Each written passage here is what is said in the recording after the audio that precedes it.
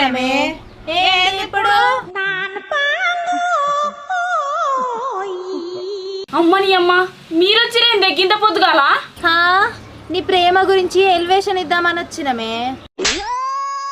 అమ్మా వాళ్ళు పిచ్చోళ్ళే. అదేంది వాళ్ళు నీ దోస్తులే కాదే వాళ్ళని పిచ్చోళ్ళు అంటున్నావు? నా ఫ్రెండ్సే.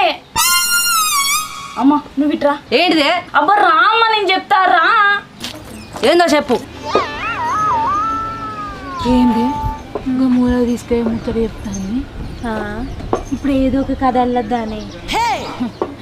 కథలు చెప్పుడు దాని కొట్టానే.